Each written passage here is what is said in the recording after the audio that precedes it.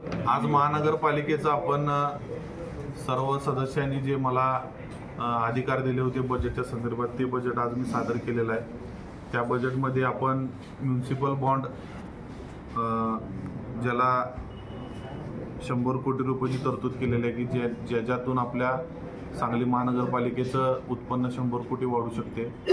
आणि urban challenge fund म्हणजे शहरी विकास आव्हान निधी जो असतो त्याचे एक 200 कोटी रुपयाचं आपण उत्पन्न वाढीमध्ये जे धरलेले असे 300 कोटीचं आपण एक उपाययोजना केलेली आहे की ज्यातनं आपल्या शहरातील उत्पन्न वाढणार आहे. शाळांसाठी सुद्धा आपण चांगल्या पद्धतीचा निधी तिन्ही शहरातील 51 शाळांसाठी आपण प्रत्येकी 10 लाख रुपये प्रमाणे निधी धरलेला आहे. सांगलीत पर्यटनाच्या दृष्टीतून जे आपलं पक्षी संग्रहालय झालं तिथं आपण मत्स्यालय सुद्धा उभा करतो यावर्षी आपण बजेटमध्ये धरलेलं आहे, जेणेकरून पक्षी आणि मासे विविध प्रकारचे शहरातील लहान मुलांना, नागरिकांना, ज्येष्ठ नागरिकांना बघता येतील आणि मनोरंजन तिथं आपलं त्यांचं करता येईल. शाळेतील आपल्या महानगरपालिकेच्या तिन्ही शहरात 3 मॉडेल स्कूल आपल्याला उभा करायचे आहेत, त्यासाठी सुद्धा आपण चांगला निधी धरलेला आहे. शाळेत बालवाडी, ओपन बालवाडी जी काचेची असते, जी आपल्या एका शहराने केलेली आहे, ती सुद्धा तिन्ही शहरात आपल्याला करायची आहे, त्यासाठी सुद्धा आपण चांगल्या पद्धतीचा निधी धरलेला आहे. आपण सायन्स पार्क महानगरपालिका क्षेत्रात एक उभा करायचा आपला मानस होता, जेणेकरून विज्ञान या क्षेत्रात सांगली मिरज कुपवाडमधील नवयुवकांना, नवीन शिक्षण घेणाऱ्या बालकांना सायन्स पार्कचा उपयोग चांगल्या पद्धतीने होईल. त्यामुळं आपण सांगलीत एक चांगला ओपन पीस बघून तिथं सायन्स पार्कसुद्धा विकसित करणार आहे.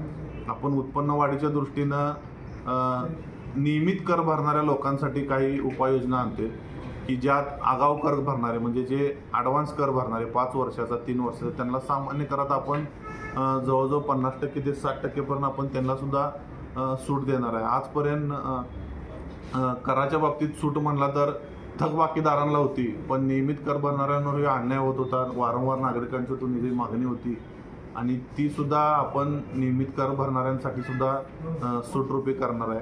काही योजना आपण महानगरपालिकेत निष्ठावान कॉलनी आणि श्रेष्ठ घर, श्रेष्ठ नागरिक अशी योजना राबवतोय.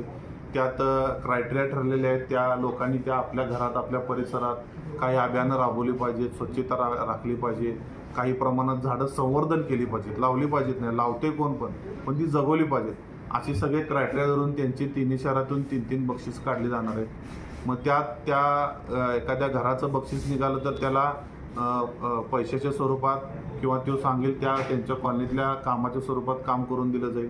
आणि एखादी कॉलनी मोठी प्रमाणात असेल, तिथं 50-100 कुटुंब राहत असतात, त्यांनी जर ही योजना राबवली असेल, ती जर त्या क्रायटेरियात बसत असतील तर त्यांचंसुद्धा एखादं 5-10 लाख रुपयाचं काम महापौर फंडातनं किंवा महापालिकेच्या फंडातनं किंवा त्यांना रोख स्वरूपात बक्षीस देऊन असं काय आपण करता येते का, अशा पद्धतीनं आपण कुठलीही करवाढ नाही, यात कुठलाही नागरिकांवर बोजा वाढणार नाही याची सगळी दक्षता घेऊन क्रीडा क्षेत्रासाठी सुद्धा सांगलीतील आपली 3 क्रीडा हे आहेत. सांगलीत 2, मिरजेत 1 आणि कुपवाडला आहे की क्रीडा खेळणाऱ्या युवकांसाठी, ज्येष्ठ नागरिक व्यायाम जातात त्यांच्यासाठी आपली जी शिवाजी स्टेडियम आहे, आंबेडकर स्टेडियम आहे, मिरजेचं शिवाजी स्टेडियम आहे, कुपवाडचं मदनभाऊ मिनी स्टेडियम आहे, ही सगळी आपल्याला सुव्यवस्थित आणायची आहे की जेणेकरून तिथं आपल्या सांगलीतून एवढ्या प्रमाणात पोलीस भरती असू देईल, काही ऑफिसर झाल्यात, काही खेळातनं मोठे नॅशनल खेळाडू झाल्यात, ह्या सर्वांना आपल्या आता अभाव जो शहरातील क्रीडांगणातून व्हायला ते सगळे आपल्याला दूर करून शहरातील क्रीडांगणं